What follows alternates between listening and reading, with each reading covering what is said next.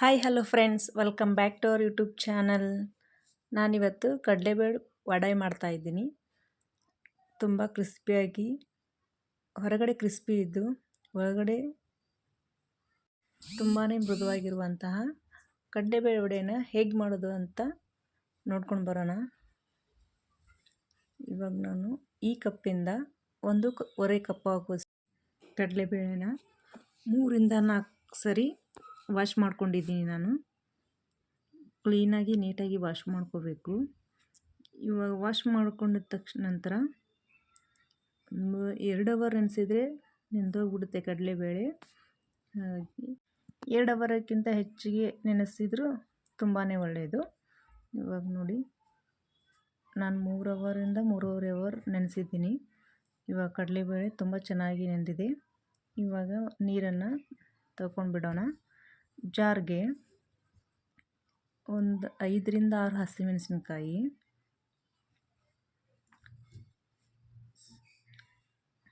ಸ್ವಲ್ಪ ಕರಿಬೇವು, ಸ್ವಲ್ಪ ಕೊತ್ತಂಬರಿ, ಸ್ವಲ್ಪ ಜೀರಿಗೆ. ನೀವು ಬೇಕಿದ್ದರೆ ಬೆಳ್ಳುಳ್ಳಿ ಅಥವಾ ಹಸಿ ಅಲ್ಲನ ಸಪ್ರೇಟ್ ಇದ್ದರೆ ಹಾಕ್ಕೊಳ್ಳಿ. ನಾನು ಶುಂಠಿ ಬೆಳ್ಳುಳ್ಳಿ ಪೇಸ್ಟ್ನ ರೆಡಿನೇ ಮುಂಚೆನೇ ಮಾಡಿರ್ತೀನಲ್ಲ, ಹಾಗಾಗಿ ಪೇಸ್ಟ್ನೇ ಆ್ಯಡ್ ಮಾಡ್ತಾಯಿದ್ದೀನಿ. ಇವಾಗ ಸ್ವಲ್ಪ ಕಡಲೆಬೇಳೆನ ಮಿಕ್ಸಿಗೆ ಹಾಕಿ 2ರಿಂದ 3 ಸಾರಿ ಗ್ರೈಂಡ್ ಮಾಡ್ಕೊಂಡು ಬರ್ತೀನಿ. ತರಿತರಿಯಾಗಿರಬೇಕು ಇದು ಮಸಾಲೆ, ಹಾಗಾಗಿ ಕಾಣಿಸ್ತಿದೆಯಲ್ಲ, ಈ ಥರ ತರಿತರಿಯಾಗಿದ್ದರೆ ವಡೆ ಕೂಡ ಕ್ರಿಸ್ಪಿಯಾಗಿ ಚೆನ್ನಾಗಿ ಬರುತ್ತೆ. ಇವಾಗ ಇದನ್ನು ಒಂದು ಬೌಲ್ಗೆ ಎತ್ತಿಟ್ಕೊಂಡು ಇನ್ನುಳಿದಂತಹ ಕಡಲೆಬೇಳೆನ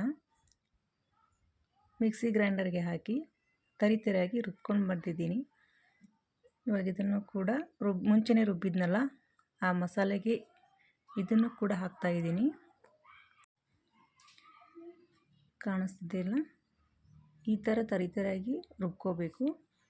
ಇವಾಗ ಇದಕ್ಕೆ ಹೆಚ್ಚಿಟ್ಟುಕೊಂಡಿರುವಂತಹ ಒಂದು ಈರುಳ್ಳಿ,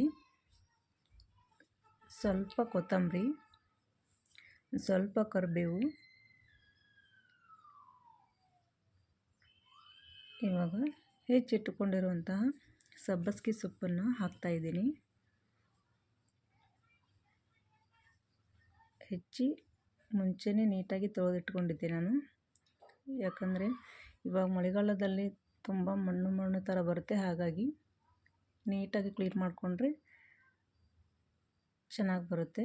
ಇವಾಗ ರುಚಿಗೆ ತಕ್ಕಷ್ಟು ಉಪ್ಪು, ಸ್ವಲ್ಪ ಜೀರಿಗೆ ಪುಡಿ, ಇದು ಬೇಕಿದ್ದರೆ ಹಾಕಿ, ಯಾಕಂದರೆ ಮಿಕ್ಸಿಯಲ್ಲಿ ನಾವು ರುಬ್ಬುವಾಗ ಜೀರಿಗೆ ಆ್ಯಡ್ ಮಾಡಿದ್ದೀವಿ. ಬಟ್ ಜೀರಿಗೆ ಪುಡಿ ಹಾಕಿದರೆ ಡೈಜೆಷನ್ ಕೂಡ ಚೆನ್ನಾಗಾಗುತ್ತೆ ಅಂತ ನಾನು ಜೀರಿಗೆ ಪುಡಿನ ಆ್ಯಡ್ ಮಾಡ್ತಾಯಿದ್ದೀನಿ. ಇವಾಗೆಲ್ಲನೂ ಚೆನ್ನಾಗಿ ಮಿಕ್ಸ್ ಮಾಡ್ಕೊಳ್ಳೋಣ. ಚೆನ್ನಾಗಿ ಮಿಕ್ಸ್ ಮಾಡ್ಕೊಂಡ ನಂತರ ವಡೆ ಹಾಕೋಕ್ಕೆ ರೆಡಿ ಮಾಡೋಣ. ನೋಡಿ, ಇದನ್ನು ನೀರು ಹಾಕ್ದೇ ರುಬ್ಬಿದ್ದೀನಿ ಮತ್ತು ನೀರು ಹಾಕ್ದೇ ಮಿಕ್ಸ್ ಮಾಡ್ತಾಯಿದ್ದೀನಿ. ಒಂದು ಚೂರು ನೀರು ಹಾಕದೆ ಮಿಕ್ಸ್ ಮಾಡಬೇಕು ಇದನ್ನೆಲ್ಲನೂ. ಇವಾಗ ನೋಡಿ, ಇವಾಗೆಲ್ಲನೂ ಮಿಕ್ಸ್ ಆಗಿದೆ. ಮುಂಚೆನೇ ನಾನು ಇದನ್ನೆಲ್ಲನೂ ರೆಡಿ ಮಾಡ್ಕೊಳ್ಳೋ ಮುಂಚೆ ಆಯಿಲ್ನ ಬಿಸಿ ಮಾಡೋಕೆ ಇಟ್ಟಿದ್ದೆ. ಹಾಗಾಗಿ ಅದು ಆಯಿಲ್ ಚೆನ್ನಾಗಿ ಕಾದಿದೆ. ಇವಾಗ ನೋಡಿದ್ರಲ್ಲ, ಕೈಯಲ್ಲಿ ಈ ಥರ ಸ್ವಲ್ಪ ಕೈಗೆ ನೀರು ಹಚ್ಚಿಕೊಂಡು ಸ್ವಲ್ಪನೇ ಹಿಟ್ಟು ತೊಗೋಬೇಕು. ಹಾಗಾಗಿ ಯಾಕಂದರೆ ತುಂಬ ತೆಳುವಾಗಿ ಮಾಡ್ಕೋಬೇಕು ಈ ವಡೆನ, ಆವಾಗಲೇ ಕ್ರಿಸ್ಪಿಯಾಗಿ ಬರೋದು. ಇವಾಗ ನೋಡಿ, ಕೈಯಿಂದ ಸ್ವಲ್ಪನೇ ತೋರಿಸಿದ್ನಲ್ಲ, ಆ ಥರ ತಟ್ಟಿ ಹಾಕಬೇಕು. ಎಲ್ಲನೂ ಒಂದೊಂದೇ ವಡೆನ ತಟ್ಟಿ ಕೈಯಿಂದ ಹಾಕ್ತಾಯಿದ್ದೀನಿ.